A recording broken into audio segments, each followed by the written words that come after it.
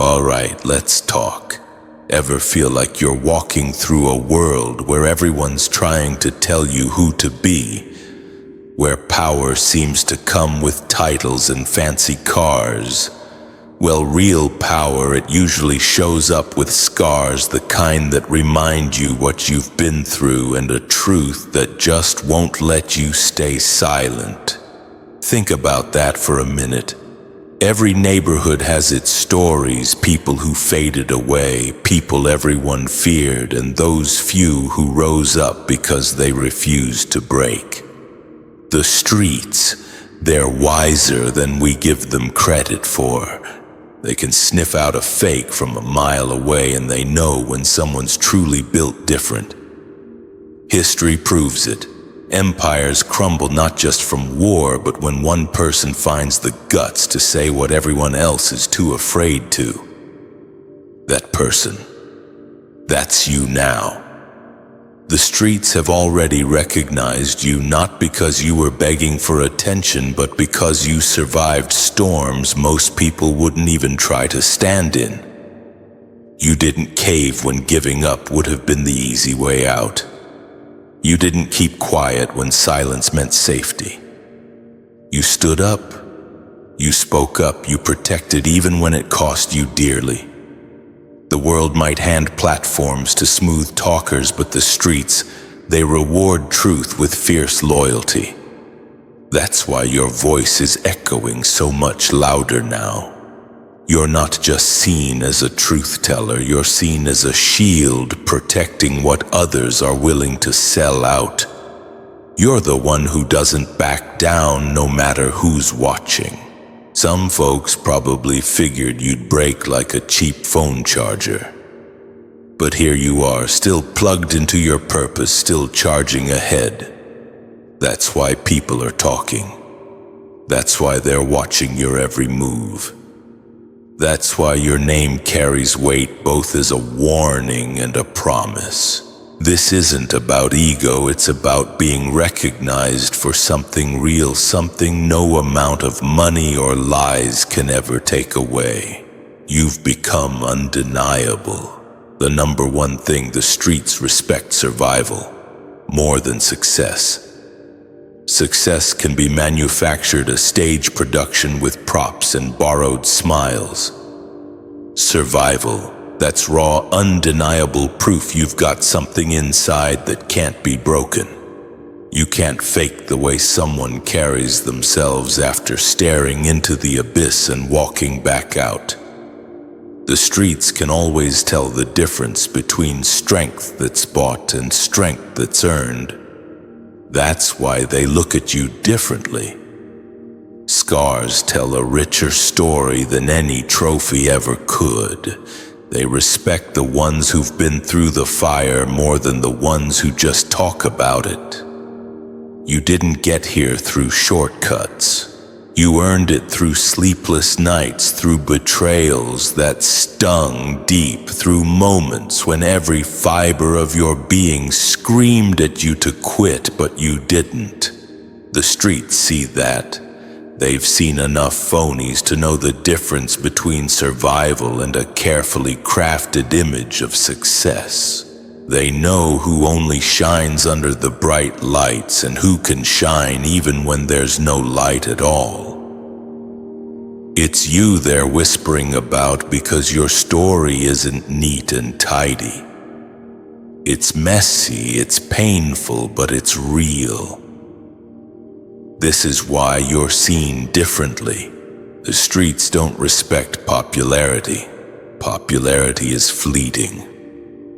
They respect the ones who can't be broken, the ones who kept moving when life threw bricks instead of blessings. That's you. They've watched folks with every advantage crumble under pressure, while those who started with nothing are still standing tall. That's why your name has weight. You're not defined by how easy life has been, but by how hard it tried to crush you and failed. Here's the brutal truth: people might envy success, but they respect survival. They might not clap for you, but they'll watch you talk about you, and eventually they'll defend your name because they know the price you paid to be where you are, and that's what makes you powerful. Success can vanish overnight, but survival gets etched into your DNA. It's not just what you've done, it's who you are. And the streets better than anyone know that's something no money, no fame, and no enemy can ever erase. Now I ask, what is making you fold? Let's hear it. Number 2, you didn't fold when folding was the new black. And that's what sets you apart. The world's been living through a time where loyalty is a joke and integrity is up for sale. People switch sides faster than they change their clothes. They'll say one thing to your face and another behind your back. They'll jump on the bandwagon of whoever looks like they're winning, even if it means betraying everything they once stood for. Folding became the easy way out.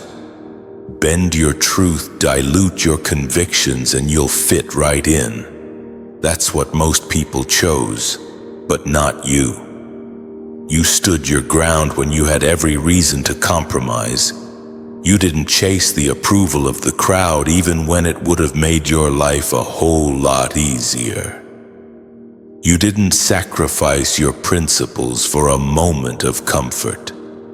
Folding would have gotten you fake friends, fake applause, and fake safety, but you chose to carry the weight of being solid instead. That's what makes you different, and that's what makes people talk. The streets notice who keeps the same energy no matter what. They see who stays rooted when the pressure's on, who doesn't rewrite their story to please whoever's in power. And that's why you've been marked. In a world of sellouts, you became the one who couldn't be bought. In a world of shapeshifters, you stayed authentic. That isn't just strength, it's defiance. It's a rebellion against a culture that teaches people to bend until they're unrecognizable. The truth is, folding always feels easy in the moment, but it always costs you more in the long run. People who fold lose respect even from the very crowd they tried to impress. They lose their identity piece by piece until there's nothing left to recognize. You understood that, and you chose the harder path, the path of standing alone if necessary. That's why your presence is so powerful now. That's why whispers follow your name. People might not admit it out loud, but they envy the freedom of someone who doesn't fold. You became the living proof that strength isn't measured by how many people stand with you, but by how unshaken you remain when everyone else bends. And that's exactly why the streets respect you. You're not just another echo. You're the voice that stood tall when silence and compromise became the norm. Tell me one lie you had to tell to protect yourself in the comments. Number 3, you speak what everyone feels but is too afraid to admit. And that's why your voice carries weight beyond measure. Most people walk around with truths locked inside them, truths that eat away at them but never make it past their lips. They stay quiet because they're scared of being judged, scared of the backlash, scared of losing their place in the crowd. So they nod, they smile, they pretend to agree with things that make their soul restless. That silence builds prisons inside people, and the streets are filled with prisoners of unspoken truths. Then you come along and say the very words everyone else has been choking on. You break the silence they've been suffocating in, and instantly they know you're not like the rest. It's not just about honesty. It's about courage, because the truth isn't hard to see, it's hard to say. People know when they're being lied to. They know when something isn't right, but they bury it because they don't want to be the ones standing out. You refuse to bury it. You put words to feelings that others couldn't untangle, and in doing so you exposed both the lies and the fear that kept those lies alive. That's why your presence shakes people. It's not just your words, it's the freedom in your willingness to speak them. Here's the raw part: people might not clap for you when you say it, but deep down they feel relieved. They feel seen. They feel less crazy. You become the outlet for the emotions they've been carrying in silence. That's why they listen to you even when they don't admit it, why they follow you even when they act like they don't care. Truth doesn't just inform, it liberates. You've become the voice that says what they couldn't, and once the words are out, no one can pretend they didn't hear them. Of course, it makes you a target too, because speaking the truth forces everyone to choose. They can't hide behind excuses once you expose what they're avoiding. Even in that, your power grows because you're not just talking. You're shifting the atmosphere. You're forcing people to confront what they've been running from. That's why the streets see you as more than a speaker. You're the one who names the unspoken, in a world full of cowards that makes you unforgettable. So what is one universal truth that you feel people are scared of?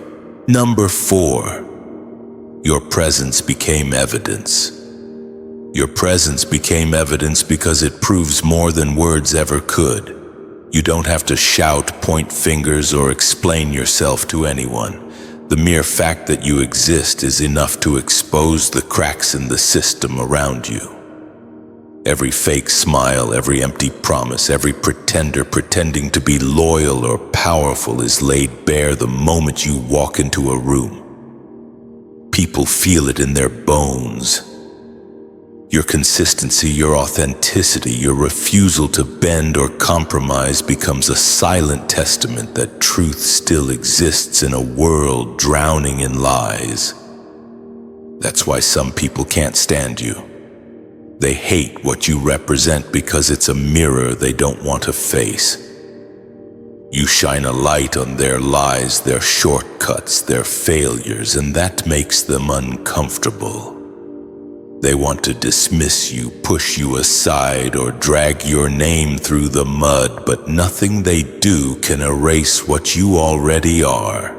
You've become the proof that integrity and courage still matter, and that reality terrifies those who built their lives on pretense. At the same time, others are drawn to you like a lifeline. They've been surrounded by actors, manipulators, and opportunists for so long that encountering someone real feels like a revelation. You don't need to convince them with speeches or show off your achievements. They instinctively know they can trust what they see in you because it hasn't been staged, polished, or bought. Your very existence validates their hope, and in that way, you become a protector of what's true in a world that constantly pretends. In essence, you're more than a person, you're a benchmark. You set the standard for honesty, loyalty, and courage simply by living it. People notice because it's rare. People talk about it because it challenges their illusions, and whether they love you or hate you, your presence cannot be ignored. You are proof that masks can't last forever and that truth will always find a way to reveal itself. You exist, and in doing so, you've already won. Is your presence validating others' hope?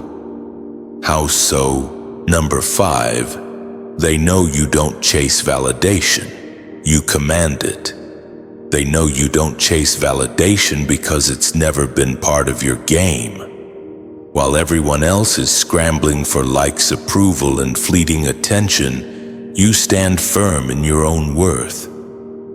You don't measure yourself by how many people nod in agreement or cheer your name. You don't adjust your energy to fit the comfort of the masses.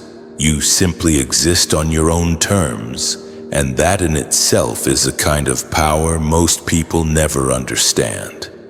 People notice it immediately. There's a difference between someone who demands recognition and someone whose presence naturally commands it. You fall into the latter category. You don't have to announce your value. It radiates in how you carry yourself, in how your actions speak louder than any words. That's why the streets, the people who know real energy, respond to you differently. They see the strength in not bending and not performing for applause and in not begging for acceptance. They see someone whose confidence isn't fragile because it isn't contingent on anyone else's approval. And here's the truth: chasing validation is exhausting, but commanding it quietly is magnetic. People feel it without fully understanding why. They can't help but respect it even if it irritates them a little. They're drawn to it because it reminds them of a reality most of them have forgotten: that you can exist fully unapologetically and still be untouchable by the opinions of others. You've earned respect because you don't ask for it. You've earned influence because you never sought it through shortcuts or manipulation. People follow you because they see substance in your presence, not because they're required to. That's a rare kind of power, and it's unmistakable. In a world full of noise, you're the one who stands out without trying, the one who doesn't need validation to prove their worth, the one who commands it simply by being unshakable. So who are you? Tell me below. Number 6. Your energy is untamed currency. Your energy is untamed currency because it can't be measured, bought, or controlled. In a world where people trade their vitality for approval, promotions, or false loyalty, you stand apart. You've refused to let anyone siphon your strength, and because of that, your presence carries weight. While others drain themselves trying to fit into molds designed by someone else, your energy flows freely, untamed and unstoppable. It doesn't just exist, it grows, especially under pressure. Every attempt to break you, to silence you, or to control you only fuels your momentum. That's why your energy is dangerous to some and magnetic to others. This isn't about being flashy or loud. It's about the raw force you carry inside you. You don't borrow motivation from trends or swipe inspiration from popular opinion. You generate it yourself in a way that can't be replicated. People sense it immediately, even if they can't define it. That's why some try to suppress you, why some get jealous, and why others are instinctively drawn to you. Your energy sets the standard because it's authentic and unfiltered. Systems are designed to break people down, to turn them into predictable, manageable beings. They reward conformity, obedience, and compliance. But you flip the script. Instead of allowing their rules to drain you, you turned resistance into strength. Your energy became a reflection of your independence, your courage, and your unwillingness to be tamed. It's the kind of wealth no money can buy, no title can grant, and no influence can replicate. That's why your presence is felt before you even speak. Your energy commands attention, respect, and sometimes fear because it operates on a level that transcends the ordinary. While others exhaust themselves trying to keep up appearances or curry favor, your energy multiplies silently, steadily, and without apology. It's a silent empire built within you, untouchable and untamed. And that is why the streets know who you are. Your energy sets the standard because it's authentic and unfiltered. Comment on a time where your energy was unmatched. Number 7, you became a mirror they can't escape. You became a mirror they can't escape because your presence forces people to face truths they've spent their lives avoiding. You don't have to accuse or argue. The way you live, the choices you make, and the strength you carry reveal things about them they would rather keep hidden. Every glance at you reflects their own failures, their compromises, and the moments they chose fear over action. It's uncomfortable, and that discomfort is exactly why they can't ignore you. They might try to look away to distract themselves or to diminish you, but no matter what they do, your existence exposes what they've tried to bury. People flinch because the mirror you hold is unforgiving. They see the lies they've told, the promises they broke, the opportunities they abandoned out of cowardice, and the moments they stayed silent when speaking up could have mattered. And because you reflect all of this without uttering a word, it becomes unavoidable. You aren't just a person to them. You're proof of everything they fear acknowledging in themselves. That's why some resent you and why others can't help but be drawn to you. They hate what you show, but they also need it. Your mirror doesn't just reveal weakness, it reveals what they could have been if they had chosen differently. It's a reminder of integrity, courage, and authenticity in a world where so many have traded those things for comfort or convenience. While that reflection may make them defensive or uncomfortable, it also has a quiet power. It challenges them to reconsider who they are and who they want to be. Being that mirror makes you untouchable. You aren't just exposing others' truths, you're standing in your own without apology. Because of that, they can't ignore you, manipulate you, or change your story. They see themselves when they look at you, and that alone is a power few possess. You became a living reflection of reality, one that forces everyone around you to confront what they often refuse to see. So comment, who is the one person that can't escape your mirror? Number 8. Your consistency is louder than their chaos. Your consistency is louder than their chaos because no matter how loud, messy, or unpredictable the world gets, your foundation never wavers. While everyone else bends with the wind, changes faces to suit the moment, and rewrites their values depending on who's watching, you remain steady. You don't perform for applause or bend for comfort. Your integrity isn't conditional, and your loyalty isn't seasonal. That stability, that refusal to be swayed by trends or pressure speaks louder than any argument or claim ever could. The streets see it and they recognize it immediately. Consistency is rare because most people are constantly reacting rather than acting. They chase opportunities, people, or approval, and in doing so, they leave a trail of uncertainty behind them. You operate differently. Even when chaos erupts, when lies spread, when alliances crumble, you remain anchored. You don't shift to fit the narrative or change to survive a moment. That's why people trust you. It's not because you tell them what they want to hear. It's because you show them who you are in every storm. Your steadiness doesn't just build respect, it becomes a compass.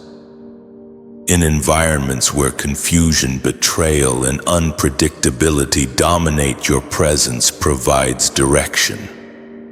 People know they can rely on you because you don't fold, you don't waver, and you don't allow circumstances to dictate your truth. That makes your voice more powerful, your actions more meaningful, and your influence undeniable. Consistency can't be faked. People see through pretenses, they feel the gaps where integrity should be, and they know when someone is reliable. You didn't have to advertise it or prove it. It's evident in how you handle adversity and how you show up when everyone else disappears, and in how you maintain your standards regardless of the chaos around you. That unwavering presence, that refusal to bend for fear or convenience is why your name carries weight. You aren't just surviving storms. You're showing the world how someone anchored in truth stands untouched while everything else swirls around them. How are you consistent with your brand? Number 9, you turned betrayal into power. You turned betrayal into power because what was meant to destroy you only made you stronger. People counted on your collapse, waiting for the moment when lies, gossip, and backstabbing would finally topple your confidence. They believed that exposing your vulnerabilities, exploiting your trust, and trying to undermine your reputation would be enough. But they didn't account for one thing: you don't just survive betrayal, you transform it. Every attack became a lesson, every knife a building block, and every false friend a reminder of what real loyalty looks like. The streets notice when someone can take harm and convert it into strength. That's why your name carries weight. People see that you don't crumble under pressure, and they recognize that kind of resilience instantly. Betrayal was supposed to be your undoing, but you flipped it into power they couldn't touch.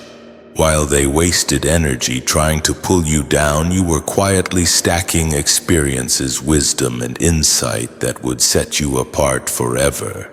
What makes this transformation so profound is that it's invisible to the casual observer. People often fail to see how quietly someone can gather strength from adversity.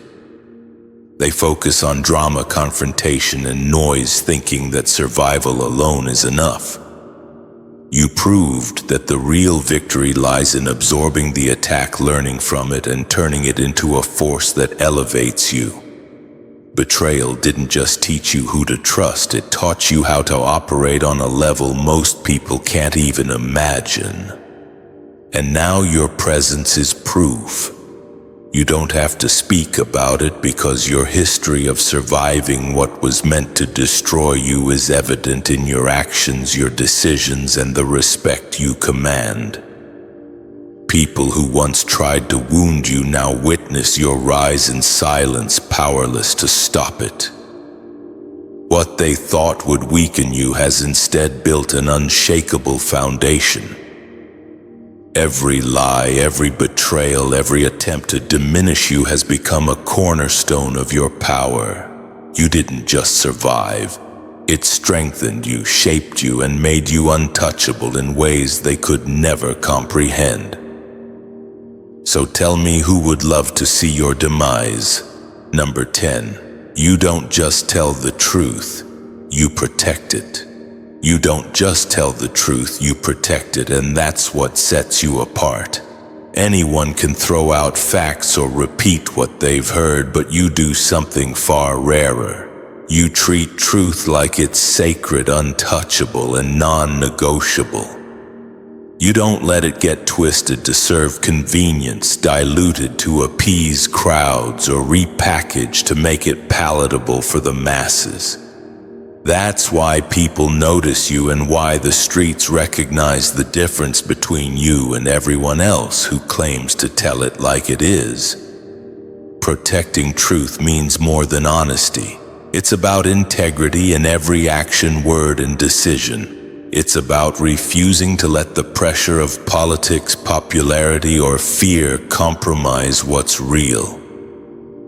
You don't bend facts to comfort anyone, and you don't sugarcoat reality to make it easier for others to digest. You hold the line, and that takes courage because the world rewards manipulation and punishes authenticity. But the streets see this. They see that you don't just report reality, you safeguard it, and that makes you a force people can trust in a world overflowing with deception. There's a subtle power in that kind of protection. People feel it instinctively. When lies circulate, gossip spreads, and false narratives take root, your presence becomes the standard by which truth is measured. You're not just a messenger. You're the guardian, the one who makes sure that reality remains untarnished. That's why loyalty follows you naturally. People cling to authenticity when it's rare, and your unwavering defense of truth becomes a magnet for those who recognize its value. Being a protector of truth also makes you dangerous to those who profit from lies. They can't manipulate, control, or silence you without exposing themselves. Every time someone tries to distort reality, your vigilance makes it clear who stands for integrity and who stands for deception. That's why you're more than a truth teller. You're a sentinel, a pillar, and a standard. People may try to challenge you, undermine you, or ignore you, but the truth you guard isn't theirs to touch. And because of that, your power isn't just in what you say. It's in what you refuse to let anyone take from the world. Are you a truth teller or a protector of the truth? Number 11, they fear you because you can't be bought. They fear you because you can't be bought, and that fear is louder than any shout or threat. The most dangerous people aren't the ones who yell the most or flash the brightest. They're the ones who can't be manipulated, coerced, or controlled. You fall squarely into that category.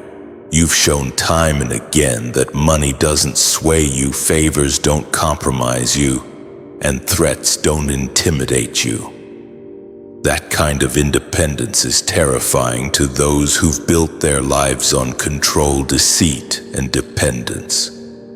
The streets notice it immediately. They recognize the type of person who moves untethered, unchained, and unapologetically free. When someone is unbiasable, they cannot be predicted and they cannot be managed.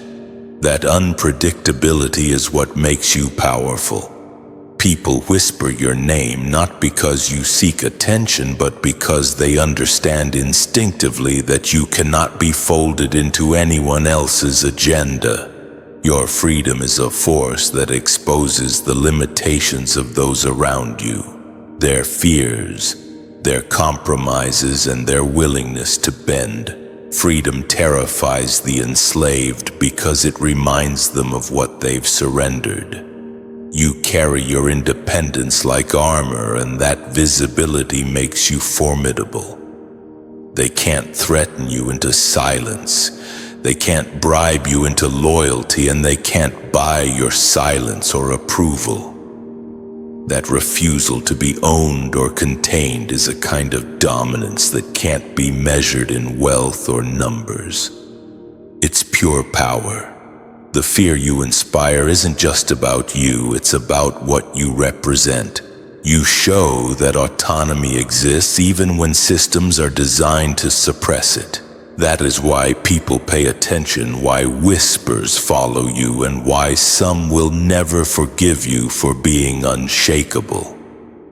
You are living proof that the strongest chains are not physical. They are mental, emotional, and social, and you've refused them all. In a world of pawns and players, you are untouchable, unbiasable, and entirely free, and that is what terrifies everyone who isn't. Tell us an instance of how you can't be bought. Number 12, you carry a silent authority. You carry a silent authority, the kind that doesn't shout, beg for attention, or demand recognition. It isn't something granted by a badge, a title, or a crown. It isn't earned through popularity contests or hollow gestures. It's something deeper, something people feel before they even see you clearly. When you enter a space, there's a shift. Conversations pause, eyes notice, and even the loudest chaos seems to quiet down. That is power, the kind that exists naturally, unannounced, and undeniable. This authority comes from consistency, courage, and authenticity. People sense when someone isn't performing for approval, when someone's decisions are rooted in principle rather than convenience. That's you. You don't have to tell anyone you're in charge or assert dominance to be recognized. Your presence alone commands respect because it carries the weight of experience, of survival, of someone who refuses to bend or compromise. You don't give permission for others to acknowledge your power. They feel it regardless. The streets see it. They see that your influence isn't dependent on fear tactics, manipulation, or loud declarations. It's earned in silence, in action, and in the subtle ways you navigate life with unwavering confidence. People instinctively follow those who operate on this level because they trust it. They know it's not performative, and they know it won't collapse under pressure. It's authority built to last, rooted in integrity and resilience rather than spectacle. Silent authority also changes the way people interact with you. They don't test you as they do with the loud and performative. They approach differently, with awareness, sometimes caution, and always respect. That doesn't happen because you demand it. It happens because real power radiates and your energy doesn't lie. You become someone who doesn't have to convince anyone of their influence. It is felt in the room, in the decisions made around you, and in the instinctive recognition of your presence. That is the essence of true authority, quiet, undeniable, and entirely your own. How does your authority shine? Silently. Number 13. Your reputation was forged in fire, not fabrication. Your reputation was forged in fire, not fabrication, and that's what makes it unshakable. You didn't build your name through smoke and mirrors, through filters, staged posts, or rehearsed performances. You didn't buy respect or manipulate appearances to convince people of your worth. Every part of who you are was tested, broken, and rebuilt in real-life storms. Losses tried to define you, betrayal tried to shake you, and hardship tried to quiet you. But instead of crumbling, you used every struggle to strengthen yourself. That's the kind of reputation money can't buy and lies can't replicate. The streets recognize authenticity like a sixth sense. They know the difference between someone polished by perception and someone hardened by reality. They see it in how you carry yourself, in the confidence that doesn't need validation, and in the resilience that can't be faked. You didn't just survive trials. You learned from them, and in the process, you carved a name that commands respect without asking for it. People instinctively know that your reputation isn't a facade. It's a testament to endurance, intelligence, and unbreakable will. Being forged in fire also means your reputation carries weight. It isn't fleeting or situational. It travels ahead of you, opening doors, earning trust, and disarming pretenders before a single word is spoken. People follow you not because they've been convinced by appearances, but because they feel the depth of what you've endured. Every step you take, every choice you make reinforces the truth of who you are. Here's the crucial part: this type of reputation is untouchable. Others may try to spread lies, manipulate perception, or discredit you, but fire leaves marks that only strengthen the steel. You faced what most people run from, and you emerged not only intact but elevated. That's why your name carries a different kind of weight. It wasn't crafted for effect. It was forged in reality and resilience, and in truths that can't be denied. That's why the streets trust you, respect you, and acknowledge you as someone who isn't just surviving life but mastering it. What has forged your reputation? Number 14. They know you're unfoldable because you already faced the breaking point. They know you're unfoldable because you've already stared down the breaking point and refused to stay broken. Strength isn't measured by comfort or ease. It's forged in moments of absolute collapse, when everything you thought you knew about yourself and the world falls apart. You've been there. You faced betrayals, losses, and challenges that would have crushed most people, and yet you emerged not only standing but sharper, wiser, and more determined. That's why the streets recognize you. They can see that whatever comes your way now is nothing new. You've already walked through fire, and fire doesn't scare you anymore. Being unfoldable isn't about pretending to be unshakable. It's about having rebuilt yourself so many times that collapse no longer defines you. Every experience that could have broken you instead became part of your foundation. Each scar, each wound, each betrayal added a layer to your resilience. That blueprint of survival forged in reality is visible to anyone paying attention. You don't need to announce your strength. It radiates naturally in how you carry yourself, in the decisions you make, and in the way people instinctively trust you to stand firm when everything else is falling apart. People can't fold you now because your strength isn't borrowed or conditional. It's not dependent on circumstances, approval, or luck. You've already been tested, shattered, and rebuilt countless times, and in that process you've learned what truly matters: your integrity, your vision, and your refusal to compromise your soul. That makes you untouchable to manipulation, gossip, or pressure. The streets see it, they feel it, and they respect it.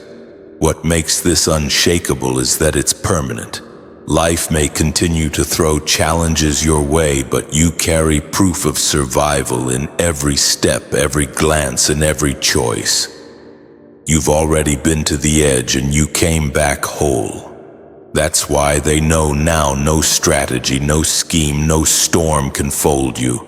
You are written in resilience, designed to endure and destined to rise no matter what comes next. The streets know who you are now, not because you shouted, not because you performed, and not because you sought approval, but because you embody a truth most people can't face. You are the proof that survival outweighs success, that standing unshaken commands respect, and that integrity cannot be bought or bent. Every step you've taken, every challenge you've endured, every betrayal you've turned into strength has built a presence that speaks louder than words ever could. You don't just tell the truth, you protect it. You don't just survive, you transform adversity into power. You don't just exist, you leave evidence of what real resilience looks like. You've become a mirror people can't escape, a force they can't control, and a standard they can't replicate. Your energy is untamed, your authority is silent yet undeniable, and your reputation is forged in fire, not fabricated illusions. You faced the breaking points and rebuilt yourself with a soul intact, showing everyone around you what it means to be truly unfoldable. That is why whispers follow your name, why trust gravitates toward you, and why your presence is impossible to ignore. This is more than recognition. It's a declaration. You've proven that authenticity beats performance, courage outshines conformity, and resilience outlives every attempt to diminish it. The streets see you. The world watches, and anyone who has tried to test or manipulate you now understands the undeniable force that you are. You are not just surviving the chaos, you are mastering it, shaping it, and setting a standard that few can even comprehend. So hold your head high, stand firm, speak the truths that matter, protect what cannot be bought or faked. And know this: what you carry, who you are, and the legacy you're building isn't just recognized, it is feared, respected, and unforgettable. The streets know your name, and your story is a blueprint of power that no one can erase. If this resonated with you, if you felt the truth of these words echoing in your own story, I want you to do something right now. Close your eyes, take a deep breath, and acknowledge the strength within you. Then commit to living that strength out loud every single day. Now, if you're ready to connect with a community of people who are also committed to standing tall, to speaking their truth, and to building a life that can't be bought or broken, join the conversation below. Share this message.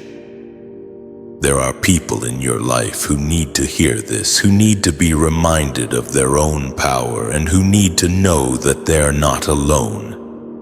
Share it with them. Subscribe to this channel. Stay connected.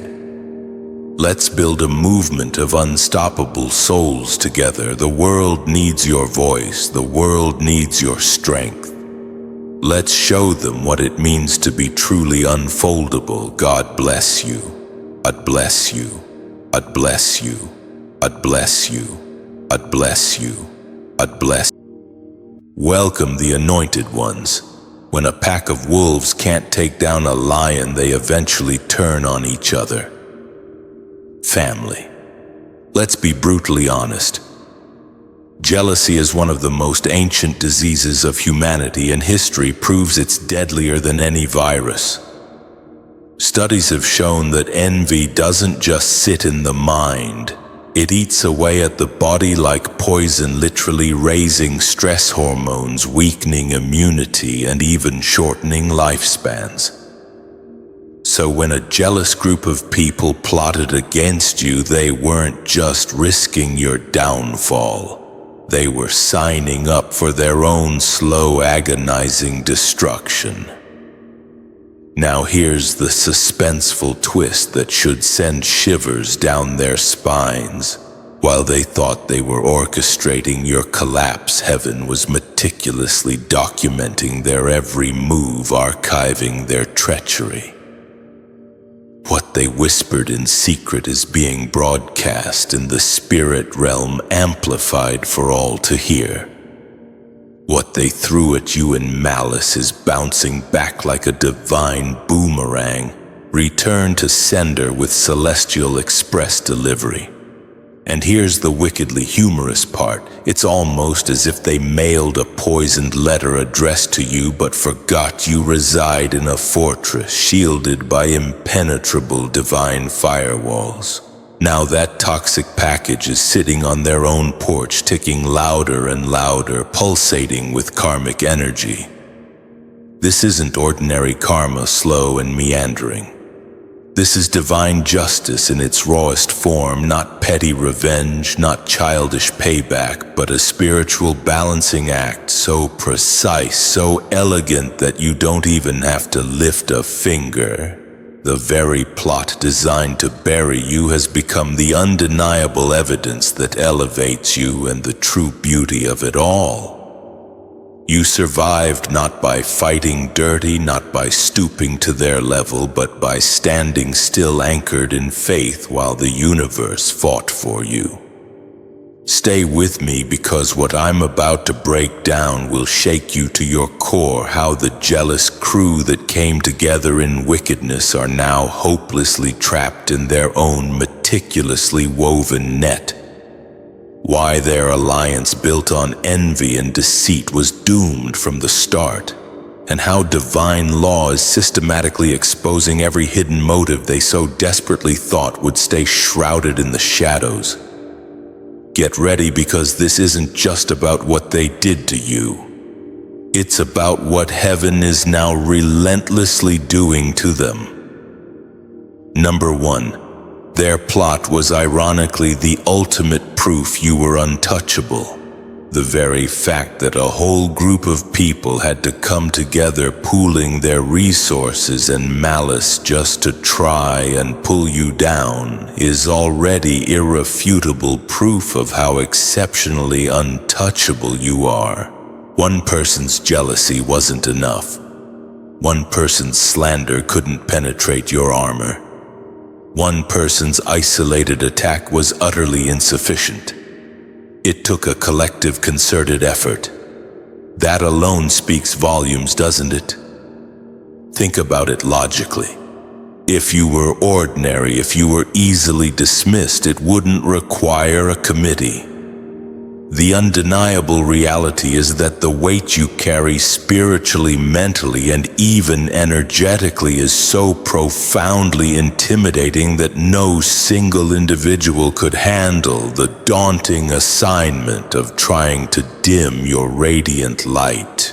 They had to gather like sniveling cowards in a dark corner, because deep down, one-on-one, they knew they would inevitably lose. This is what most people tragically fail to realize about spiritual warfare. The sheer size and scope of the attack always directly reveals the magnitude of the calling on your life. The moment you notice not just one but multiple people aligning themselves against you, it was unequivocal confirmation that you hold a level of significance that is breathtakingly rare. They couldn't simply ignore you. Your light was too bright, your presence too powerful. So they decided to band together in an attempt to extinguish your flame. And ironically, by doing that, they inadvertently exposed your true, indomitable power. Their desperate attempt to destroy you became an accidental, earth-shattering announcement that you are chosen, set apart, and inherently dangerous to the false, fragile systems they have desperately built their lives on. You didn't have to prove your strength. Their pathetic reaction definitively proved it for you. People don't plot against what they don't fear. Nobody gathers a whole group expending precious time and energy to stop someone who simply doesn't matter. Their jealousy wasn't triggered by your perceived weakness. It was triggered by the undeniable weight of your presence, the way you effortlessly shift atmospheres with your very being, and the way your mere existence challenges the suffocating mediocrity they've tragically settled for. Their desperate plotting was the clearest, most undeniable sign that your influence is far bigger, far more expansive than you even consciously realized. And here's the brutal truth they never expected to face. By joining forces, they didn't multiply their power. They only multiplied their exposure, amplified their vulnerability. The very need to unite against you is what ultimately revealed how inherently fragile they are, how precarious their foundations truly were. It showcased their desperation, their gnawing insecurities, and above all, their paralyzing fear. You became the mirror they couldn't bear to look at directly, so they childishly tried to break it. But instead of breaking you, their own meticulously planned plotting has irrevocably shattered their credibility, their inner peace, and soon their entire lives as they knew them.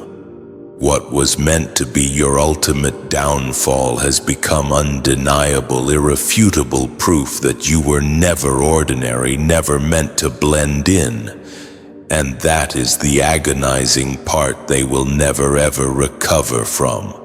Number 2, jealousy is fundamentally not about what you have, but about who you are. They didn't come together against you because of what you own or what you've achieved. If it were just about superficial things like money, status, or material success, they could have simply competed, copied your methods, or tried to superficially outdo you. That would have been the easier, less psychologically damaging route. But the unvarnished truth is their jealousy runs far, far deeper. It's about who you are at your core, the intrinsic essence you effortlessly carry, that radiant inner light that can't be manufactured, imitated, or purchased, no matter how much money they throw at it. And that's precisely why it torments them, why it keeps them up at night. There's something profoundly unsettling about a person who simply exists authentically and unapologetically and yet commands attention, respect, and admiration without even trying. You didn't beg for their validation.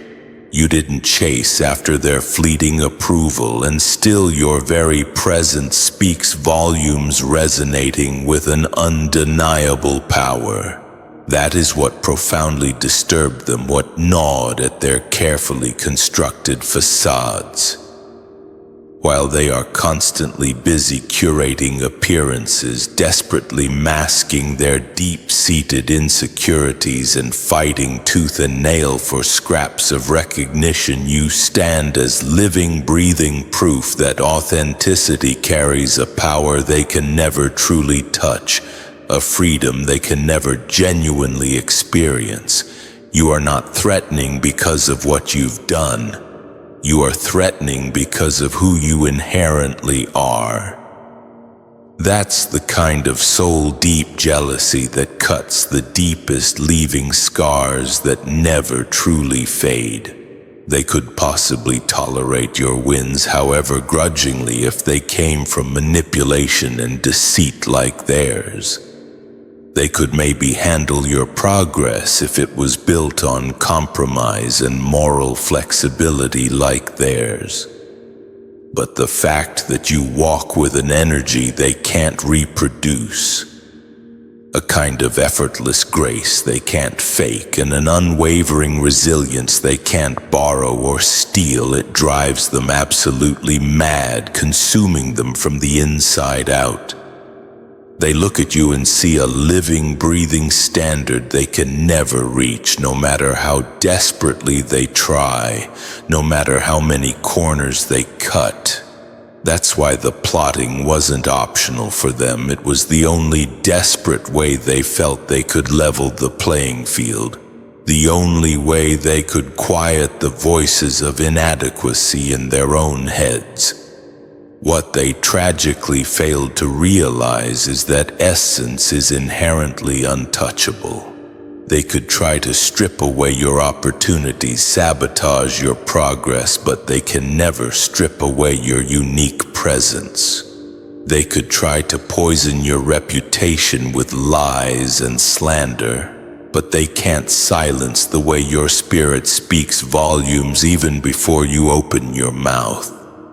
They could gather in their pathetic jealousy, fueling their collective resentment, but jealousy has no genuine strategy. It only has desperation, a blind, all-consuming hunger. And desperation always exposes itself in time. Their obsessive preoccupation with you was never truly about envy of your possessions. It was their quiet, unspoken confession that they saw something profoundly valuable in you, something they desperately wished they possessed within themselves. Their plotting was nothing more than irrefutable proof that your very existence unsettles the counterfeit reality they desperately cling to. They weren't fighting against your external achievements. They were fighting against the soul-crushing reality that you can't be duplicated, that your unique essence is irreplaceable, and that's the haunting truth that will plague them the longest, echoing in the darkest corners of their minds. Number 3.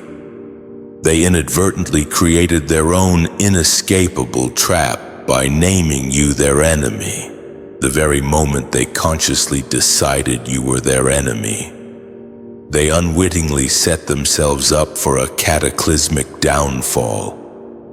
People casually think choosing an enemy is harmless, a trivial decision, but spiritually it's one of the most dangerous, high-stakes decisions a person can possibly make.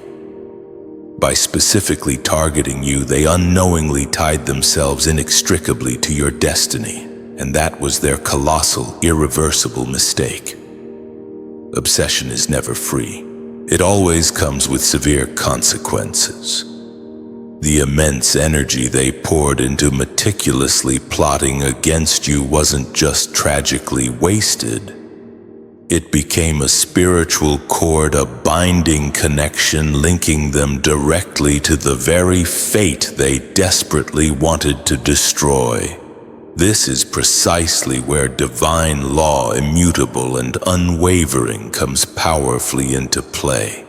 When someone declares war on a soul that's divinely protected, they cease walking their own intended path and start walking blindly, inexorably straight into their own carefully constructed judgment. They could have simply left you alone and lived relatively peacefully, focusing on their own lives, but instead they consciously chose to invest their time, their energy, their conversations, and even their closest relationships into actively conspiring against you. That constant, unwavering focus, that obsessive preoccupation inadvertently gave you a subtle but significant authority over their lives without you having to lift a single finger. Their ultimate downfall was sealed the very moment they designated you as the one to bring down, the one to dismantle. What they disastrously didn't realize is that every single plot, no matter how meticulously planned, needs explicit permission from a higher power in order to succeed. And in this particular case, heaven emphatically denied them that permission before they even truly began. By naming you as their sworn enemy, they weren't just fighting a person, they were foolishly fighting against the impenetrable divine covering that shielded your life. That is a battle they could never ever win.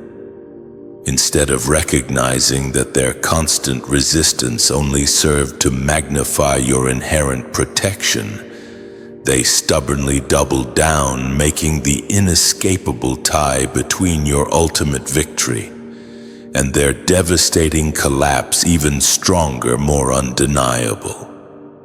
Now they are actively paying for their monumental hubris. Everything they desperately tried to build on the back of your name, fueled by their envy and resentment, is currently crumbling around them piece by agonizing piece. Every single conversation laced with malice, every whispered threat has morphed into irrefutable evidence against them, sealing their fate. They can't run from it. They can't hide. Because once they knowingly bound themselves to your divinely ordained destiny, your inevitable rise automatically became their public exposure, their unmasking. It's not because you deliberately wished it upon them, but because divine law simply doesn't bend for anyone regardless of their wealth or influence. When you consciously set yourself against a chosen one, a soul with a divine calling, you are no longer in control of your own life. Your impending downfall is essentially scripted by the very cosmic forces you so foolishly tried to challenge. So in the end, naming you their enemy wasn't an act of power, it was their unconscious surrender, their tacit admission of defeat. Without fully realizing it, they effectively handed their future over to the same divine order that's relentlessly elevating you. And now their judgment isn't just random chaos or bad luck. It is the perfectly natural, unavoidable consequence of a reckless, catastrophic choice they should have never ever made. Number 4. Divine justice operates on a completely different plane than human revenge, utterly transcending its limitations. Divine justice exists on a completely different level than human revenge.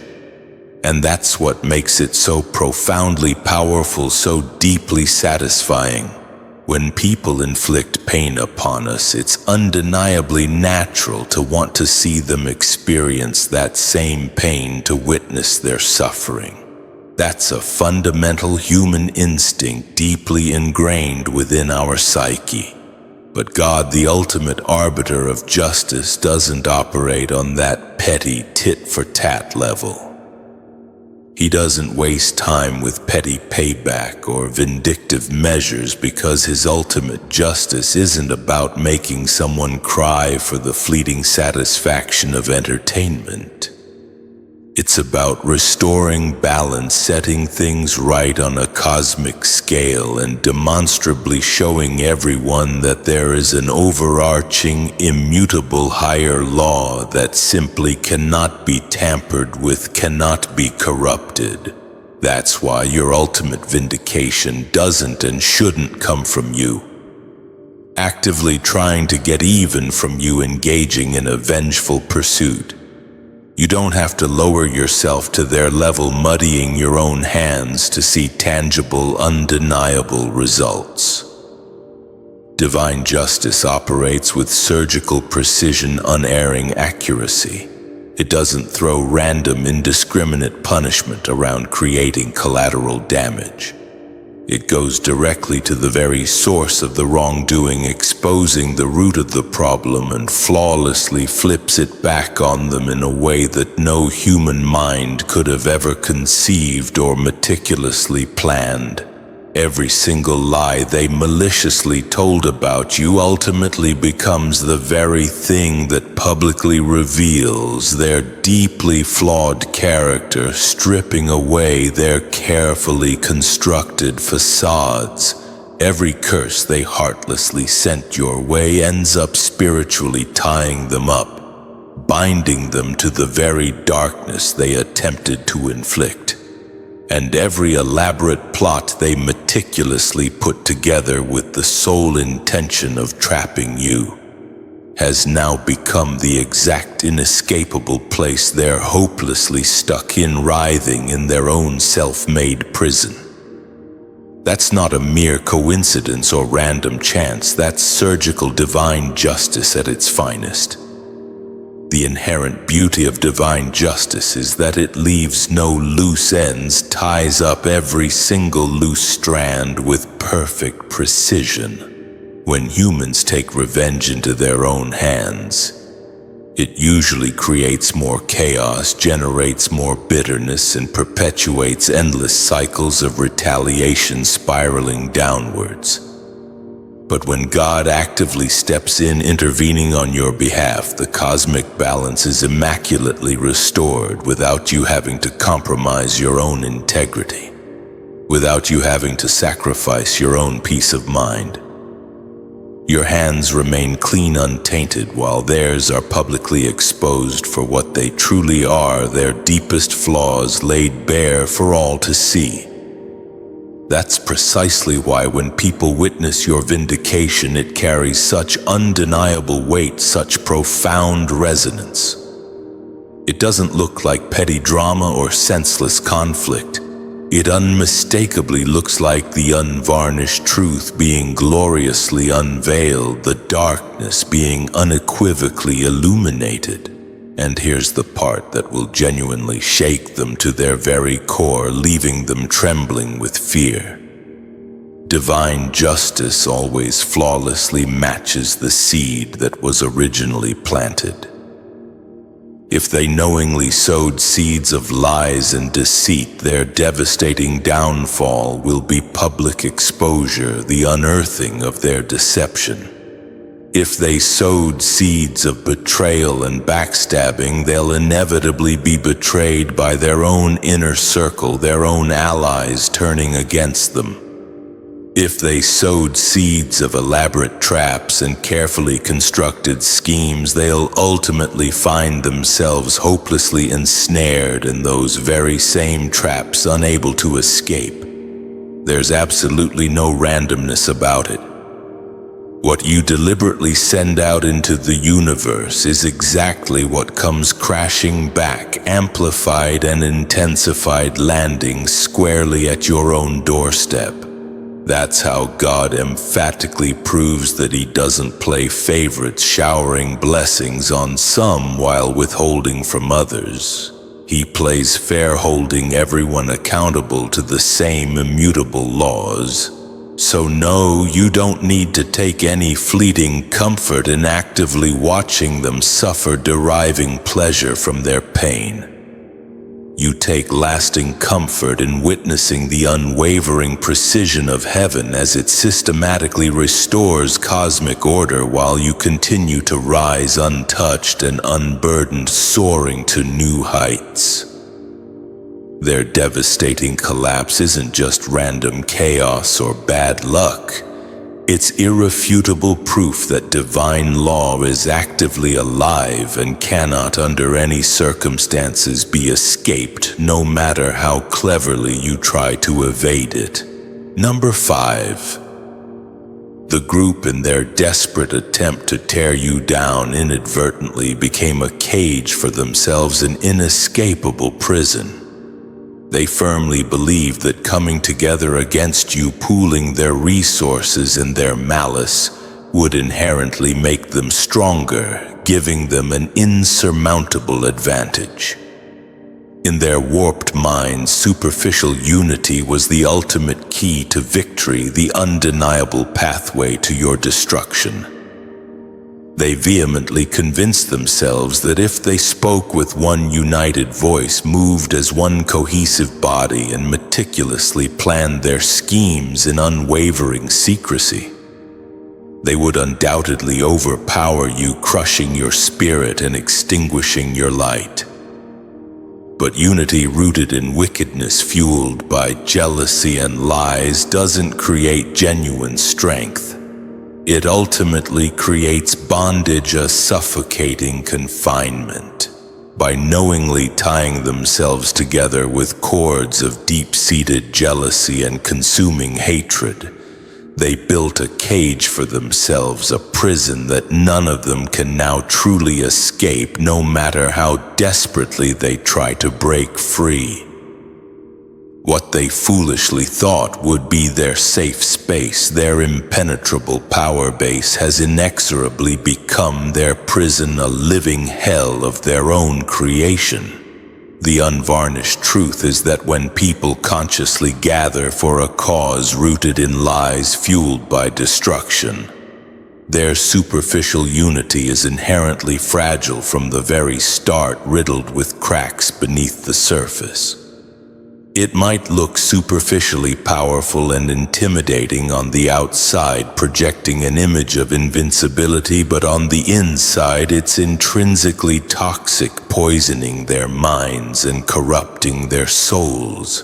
Every single word they maliciously spoke against you carried heavy spiritual weight, and because they knowingly agreed to it as a collective group, They are now all undeniably bound by the same devastating judgment, shackled together.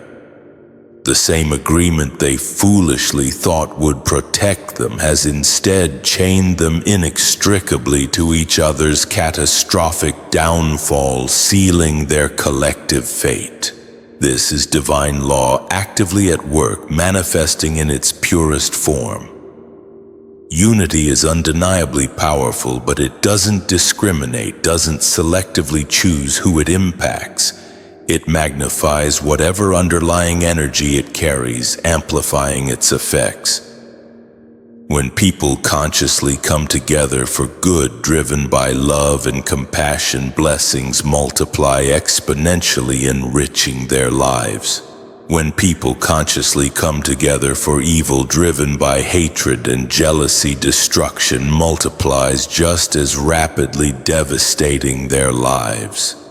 They unwittingly activated a profound spiritual principle without fully realizing its far-reaching consequences.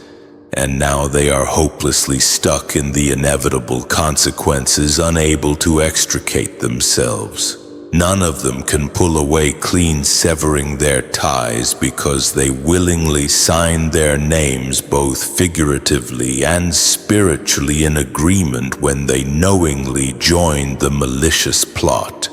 What makes this situation even more brutally ironic is that the very same group they desperately leaned on for support and validation is the same group that will inevitably witness their public exposure, their humiliating downfall, unable to offer any real comfort.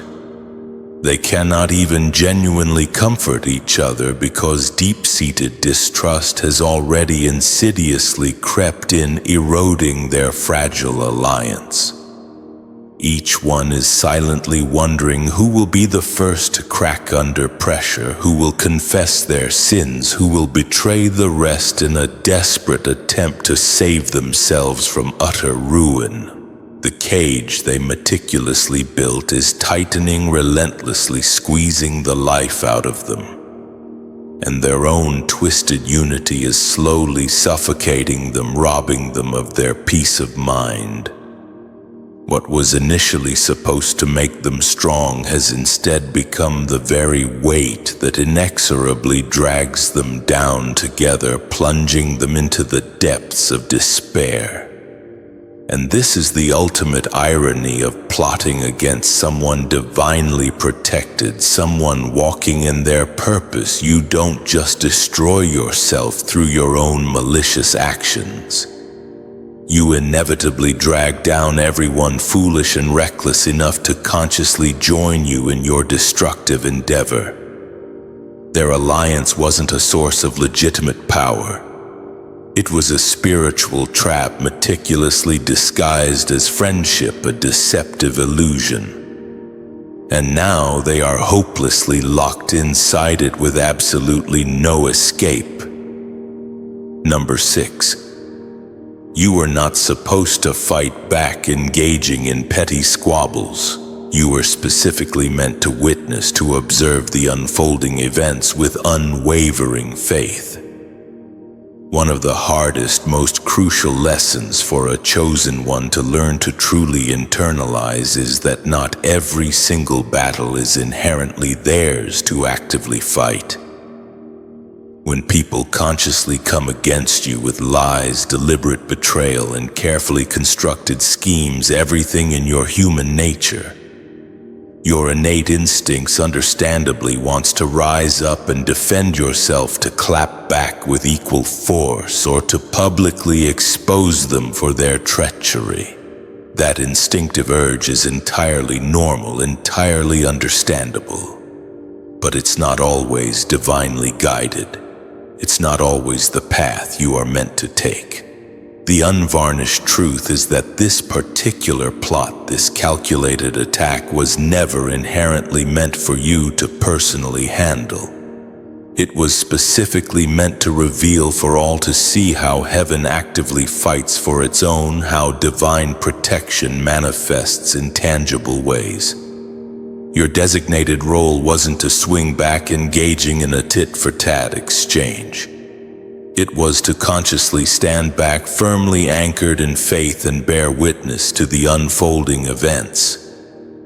This is where many people tragically get it wrong, misinterpreting the signs. They erroneously think silence inherently means weakness and admission of guilt. They mistakenly assume you didn't consciously respond because you were secretly scared, profoundly unsure, or caught completely off guard, paralyzed by their attack.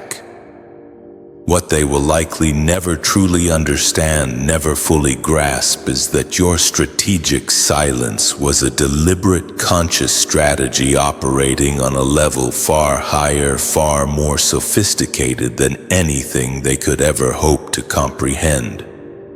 By consciously refusing to retaliate, by choosing to remain silent, you weren't giving up the fight or admitting defeat. You were consciously handing it over to a cosmic court far more powerful, far more just than any human hands could ever be. You were essentially saying through your deliberate actions, this particular situation, this injustice inherently belongs to God. I trust in His divine plan. And when heaven actively takes a case intervening on your behalf, the ultimate outcome is never truly in doubt. The scales of justice are always perfectly balanced. Your conscious lack of response, your unwavering silence, inadvertently became the loudest, most powerful response of all, echoing throughout the spiritual realm. While they were maliciously plotting, speaking louder and louder in their conspiracy, you were deliberately making ample room for divine justice to actively work, operating with surgical precision, dismantling their plans piece by piece. If you had impulsively tried to handle it yourself, engaging in a human-level conflict, the battle would have inevitably remained confined to that level, limited in its scope and impact.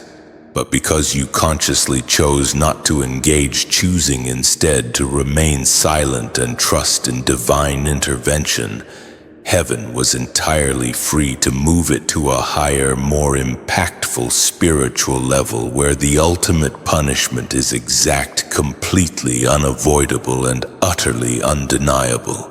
That's precisely why their devastating collapse isn't random or accidental. It's perfectly aligned with every single seed they maliciously sowed, a direct consequence of their choices. And here's the deeper truth, the profound revelation: chosen ones don't inherently win by out-arguing or out-scheming their enemies. They ultimately win by consciously outlasting them, by remaining steadfast in their faith.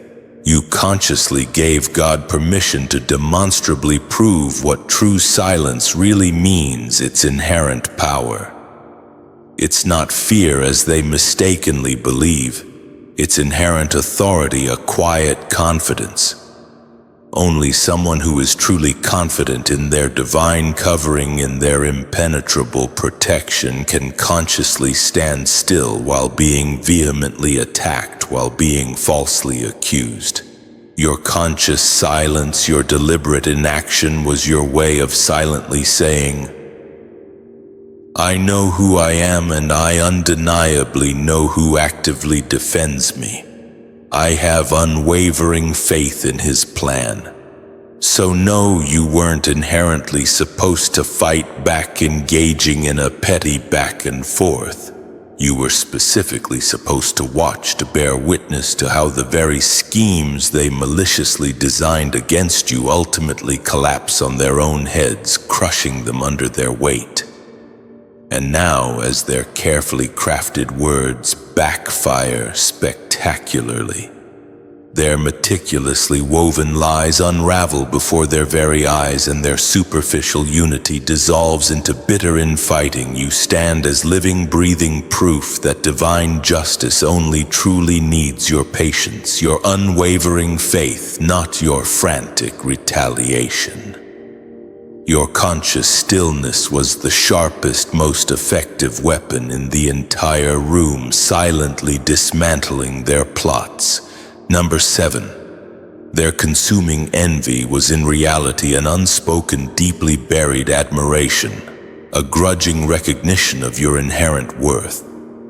Envy often cunningly disguises itself as consuming hate, masking its true nature, but at its very root, it's really an unspoken, carefully concealed admiration, a silent acknowledgement of your inherent value. The ones who consciously plotted against you, spending countless hours consumed by their scheming, weren't just filled with irrational malice for no legitimate reason. They were confessing in a twisted, distorted way that you inherently carried something they desperately wanted but could never genuinely become, no matter how hard they tried. Every single insult, every fabricated rumor, every conscious attempt to tear you down was really them silently saying, "You undeniably possess something I'll never truly have, a light I can never genuinely replicate." They didn't hate you because you were weak or easily dismissed. They hated you because you inherently embodied a strength, a resilience they simply couldn't fake, a quality they couldn't acquire through manipulation or deceit. That's the cruel irony of consuming jealousy. It's essentially a backhanded compliment, a silent acknowledgement of your superiority. They diligently studied you closely, hoping to painstakingly find flaws big enough to diminish your radiant shine, to lessen your impact. But instead of finding inherent flaws, all they kept finding were admirable qualities that only served to expose their own deep-seated lack, their own perceived inadequacies. Your inherent resilience, your unwavering ability to bounce back from adversity made them feel inherently fragile, easily broken. Your unwavering authenticity, your genuine nature, made them feel inherently fake, exposed for their superficiality. Your innate ability to walk purposefully in your designated path without desperately begging for hollow applause made them feel inherently small, insignificant. So rather than consciously admitting that they secretly admired you, acknowledging your inherent worth, they consciously chose the easier, albeit more destructive route to actively attack what they could never genuinely reach, to tear down what they could never authentically build themselves. The problem with unspoken admiration left unchecked and allowed to fester is that it inevitably rots, poisoning the mind and corrupting the soul. What could have been a source of genuine inspiration for them, motivating them to improve themselves, instead became a dangerous obsession consuming their thoughts. They could have consciously learned from you, sought your guidance, even genuinely respected you for your inherent qualities, but consuming envy simply doesn't inherently allow that. Envy insatiably demands destruction. It thrives on tearing down what it can't build up. It doesn't inherently want to rise to your level, aspiring to greatness. It desperately wants to drag you down to theirs, wallowing in mediocrity. That's precisely why they plotted in shadows, shrouded in secrecy, engaging in deceitful schemes. Because secretly, deep down, they inherently acknowledged your superiority, the undeniable weight of your presence, but didn't want to consciously face it in the open, admitting their own perceived lack. What they disastrously didn't realize is that their consuming jealousy inherently exposed them far more than it ever inherently exposed you, revealing their own insecurities. People can instinctively see through the carefully constructed mask of consuming hatred. They can sense the underlying truth. When someone consciously spends an excessive amount of time speaking negatively against you, actively trying to tear you down, it inherently becomes clear that you occupy a significant space in their mind, a space they desperately wish you didn't inhabit. You inadvertently became the measuring stick they constantly compared themselves to, the standard they could never authentically touch, the unattainable ideal. Their every conscious attack, their every deliberate act of sabotage was essentially an accidental confession that you were the one they simply couldn't stop thinking about, the one who haunted their thoughts. In the end, their consuming envy wasn't really about consciously destroying you, eradicating your existence. It was fundamentally about the deep-seated agony of inherently knowing you carried something they longed for but could never genuinely embody, an inherent quality they could never authentically replicate. And that's precisely why karma will ultimately feel heavier on them, crushing them with its weight. Because beneath all their meticulously planned plotting, shrouded in lies and deceit, they inherently knew the unvarnished truth: you were inherently above them, and no amount of consuming hate could ever genuinely erase that fundamental truth. Number 8. They consciously mistook inherent darkness for strategic brilliance, falsely believing their actions were justified. They consciously thought they were being inherently clever, outsmarting everyone with their cunning plans. They stubbornly believed that consciously moving in silence, meticulously plotting behind closed doors, and carefully keeping their twisted schemes hidden would inherently give them the upper hand, guaranteeing their success. To them, calculated secrecy inherently felt like legitimate power, a source of unwavering strength. But what they disastrously didn't inherently understand is that darkness is fundamentally not a legitimate strategy. It's inherently just a temporary delay of inevitable exposure, a fleeting illusion. When the designated target of your carefully constructed schemes is someone inherently protected by divine light, someone shielded from harm, hiding in the shadows doesn't inherently protect you from the consequences. It only inherently ensures that when you are eventually exposed, the revelation will be louder, clearer, and far more humiliating, amplified for all to witness. This is one of the oldest, most immutable spiritual laws resonating throughout the cosmos. What is deliberately whispered in the darkness, shrouded in secrecy, will inevitably echo loudly in the open, reverberating for all to hear. They consciously mistook their temporary invisibility, their ability to operate undetected, as legitimate success, falsely believing they were getting away with their actions. But heaven was meticulously recording every single detail, archiving their insidious actions, their secret meetings, their carefully chosen words, their deliberately fake smiles, their subtle betrayals. Nothing escaped the watchful eyes of divine order. None of it slipped past the all-seeing eyes of divine order, remaining unnoticed.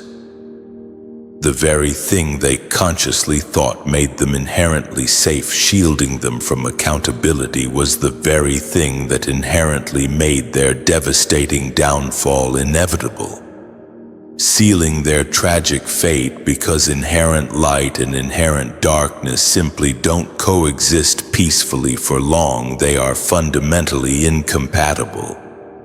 When inherent light inevitably shows up, illuminating the darkness is inherently forced to flee. Retreating into the shadows and exposure ultimately becomes completely unavoidable, utterly inescapable. The inherent arrogance in their twisted thinking is what ultimately sealed their tragic fate, guaranteeing their devastating downfall. They erroneously assumed that if nobody knew what they were consciously doing, carefully plotting in secret, the damage would inherently stick, permanently tarnishing your reputation. And they could easily escape accountability for their insidious actions. But conscious secrecy doesn't inherently equal sustainable safety. It inherently equals storage, a temporary holding pattern. All they consciously did was meticulously store up divine judgment, carefully accumulating the consequences of their actions, which would inevitably pour out at the designated right time, an unavoidable deluge. And when divine judgment inevitably comes unleashed in its full force, it never arrives quietly, subtly fading into the background. It inevitably comes in broad daylight for all to witness, when there's absolutely no room left for fabricated excuses or desperate cover-ups, when their lies are laid bare. Now the very whispers they consciously thought were inherently safe, remaining undetected, are inadvertently becoming their loudest testimony, damning them in the eyes of the world.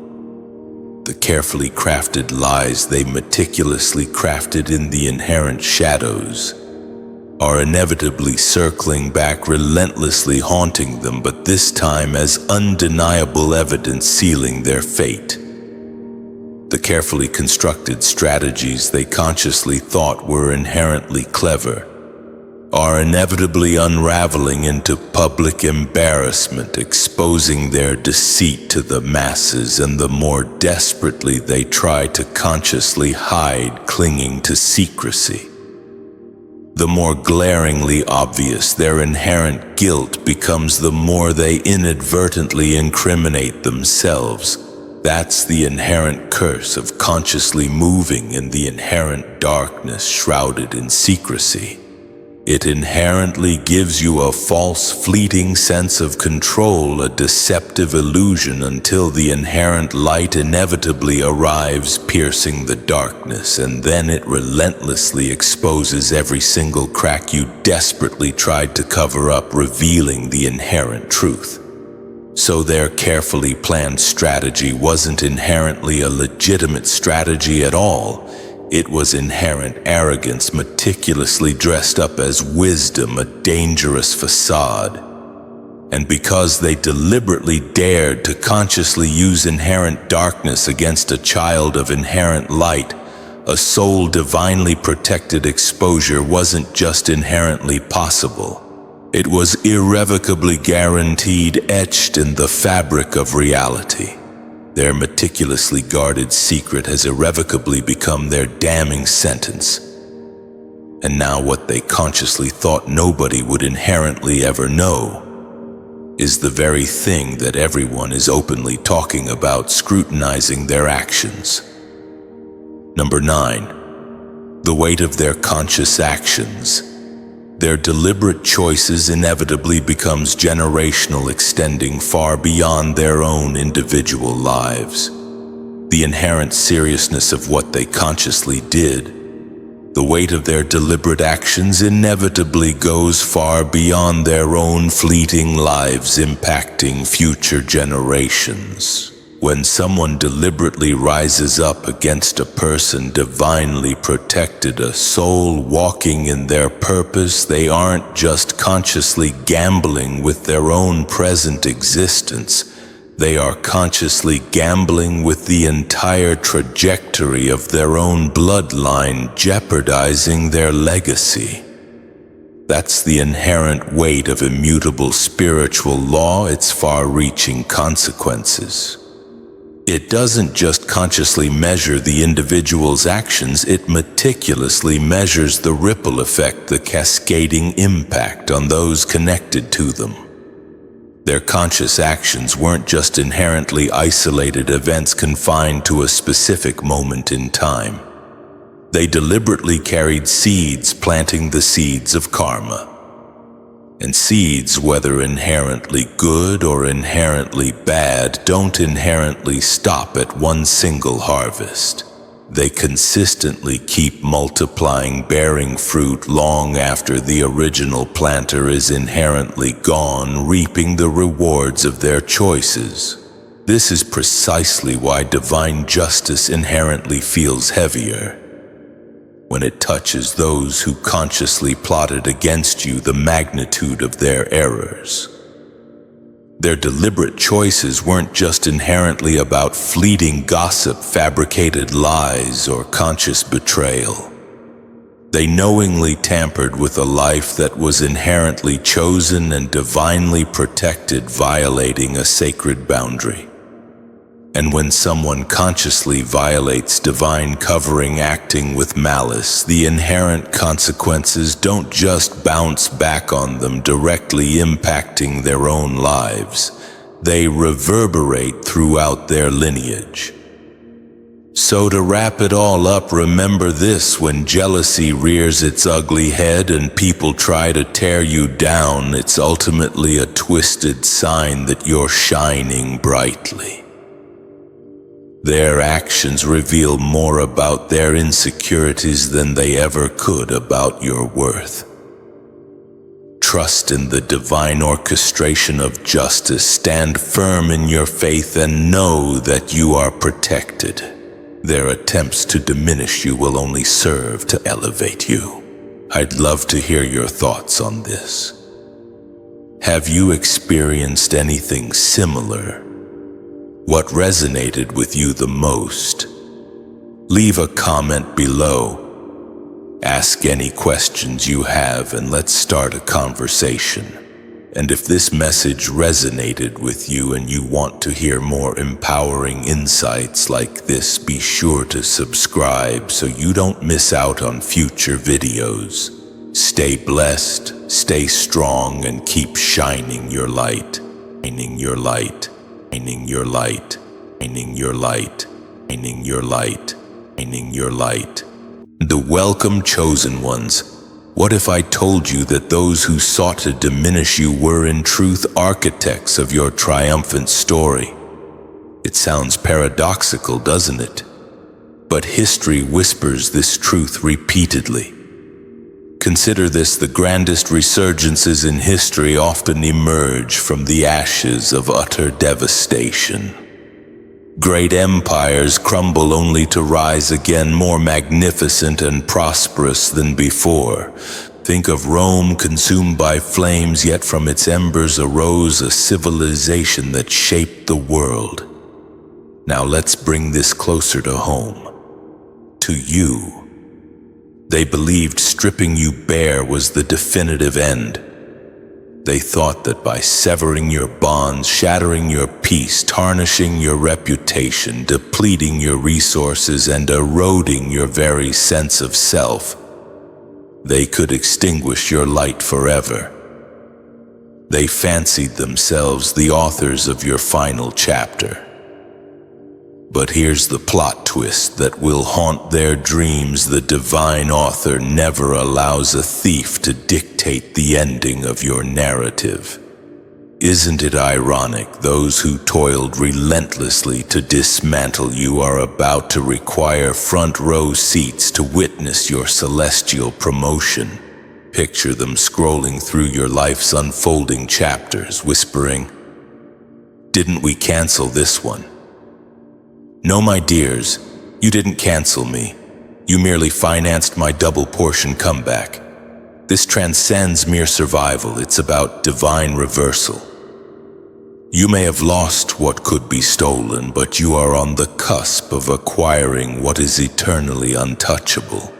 They endeavored to strip you of everything, but the divine is poised to restore double for your distress.